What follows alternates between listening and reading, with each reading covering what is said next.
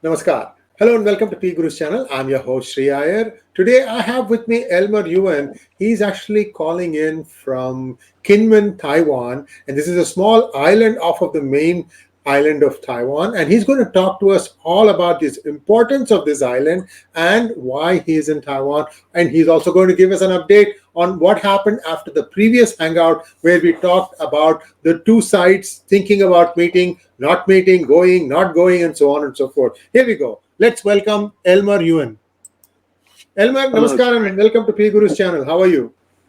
Fine. Siri for thank you for catching me. I'm actually doing some live broadcast with other YouTubers, and where I am now is really a war museum in Kinmen. This is the last battle between the Taiwanese, the nationalists, and the communists. The communists trying to invade. These two islands are only a couple miles from the mainland. You can see. Actually, it's visible. Mainland is visible, but it's farther, much farther than from Taiwan. But they are under control by the nationalists, and then they never gave up. And there was a huge war. The last war, the communists trying to take over this island, they lost because the communists never really had a navy. Their navy was only fighting on the river, the Yangtze River. They've never been an ocean-worthy navy. So they lost, and then the communists start getting occupied with the Korean War. So as a result, Taiwan was never occupied. They basically, the Korean War, there was huge loss on the communist side by helping North Korea, and as a result, they never had regained the strength and to occupy Taiwan. And America finally woke up and really stood on Taiwan's side. So this is the history right now. And behind me, there's a picture of Chiang Kai-shek, remember, looking at the Taiwan because he wants to go home like me. So it has some meaning. It has a Yes. meaning. So, and of course, I cannot go back to mainland or to Hong Kong also. Anyway, this is this is a war museum of Kinmen, and lots of good memory. And there was a very big war. In fact, after all, I mean, too bad, Chiang Kai-shek lost mainland. At least today, Taiwan has democracy, and then they value the so-called universal value, while China is a totalitarian regime that continuously committing crime. So it's a huge difference, And the democracy in Taiwan is really our first experience. They passed the power down from maybe about 3 presidencies, which is not bad, and we're very proud of it. And of course, one day we hope mainland China will have democracy too, like India. Absolutely. That's wonderful to know. Elmer, when we last left, we were sitting in an airport terminal and catching up, and then you left abroad. You've been traveling a lot since then. I just want you to kind of give us your perspective on what played out after those balloons were shot down. And then there was this speculation that when are they going to meet? And looks like they met on the sidelines of the Munich meeting. And looks like Joe Biden and Xi Jinping are either talking or going to talk or going to meet. I don't know exactly where things are. Kind of walk us through what happened, how you see it. Let me. This is my latest news. Is the sorry, I have to change the chairs. My latest news. The first balloon was in fact heading for Hawaii. Hawaii is the command center for the West Pacific.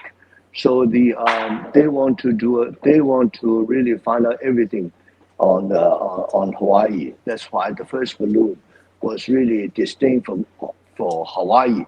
And whether they, of course, now they're talking about drifted. It was blown, of course, up to the Luzon Island and then Alaska, Canada, and US. But there are many speculation. There is a possibility that the US might have taken over the control of that balloon. And as a result, as a result, it went all the way. So there was some. I mean, nobody knows for sure. This is the military, but they say that this is actually the U.S. have hijacked or commandeered using their hacking, have commandeered that first balloon and made it travel all the way, and it was all under control.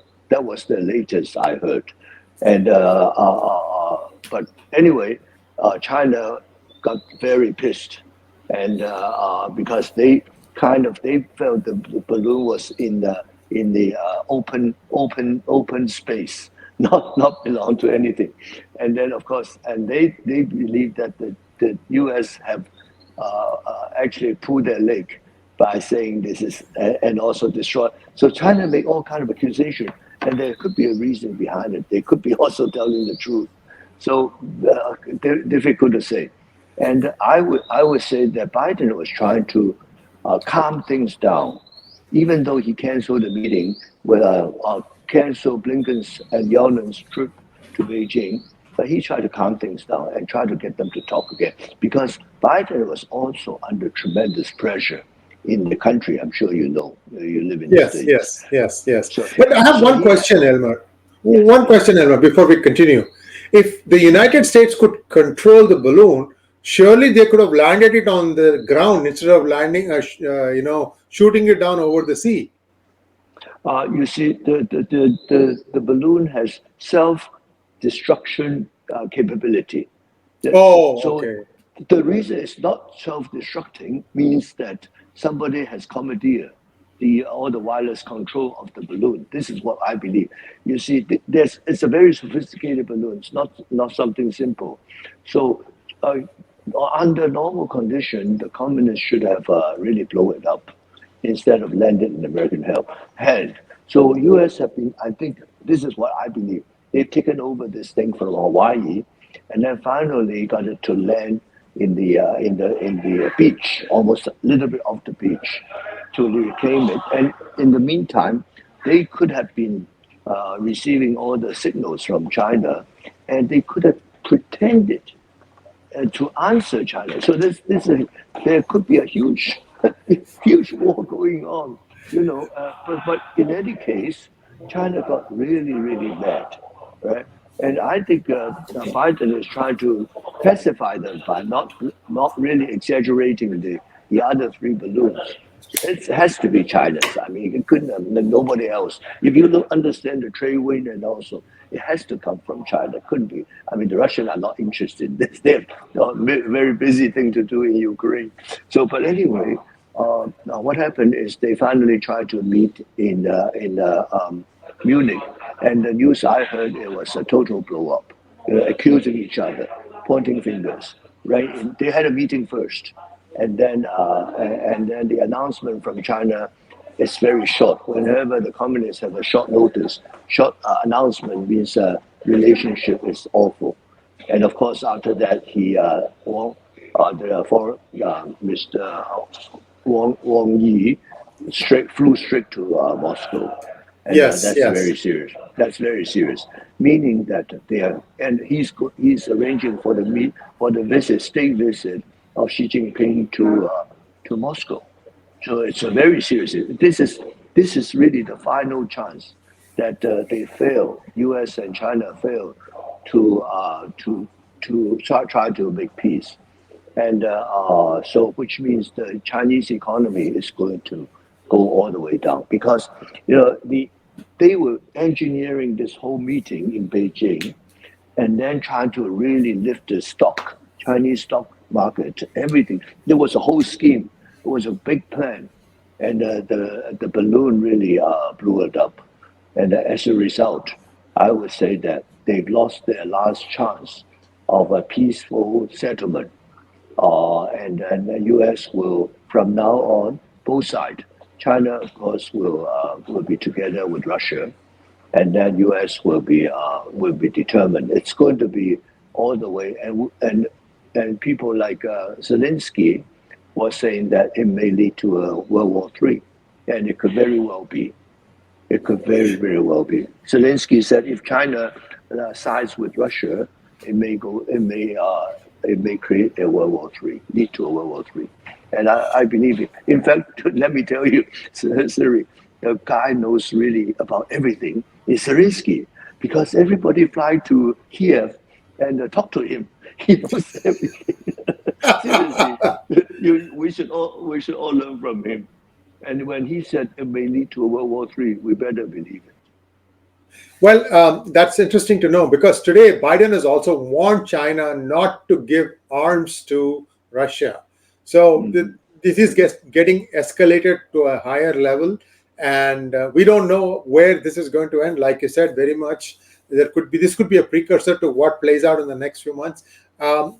Thank you, and stay safe, Elmer. I know you are still jetting around like a 27-year-old young man. That's good. It's you're only 27 in your mind, and that's a great feeling to have. And be safe. And thanks once again for giving us the time to share your thoughts. And let's hope to reconnect again in a few days' time when you are at another destination where you can rest a little bit. Thank you once again, Elmer. Namaskar. Thank you. Thank you for the interview. Goodbye.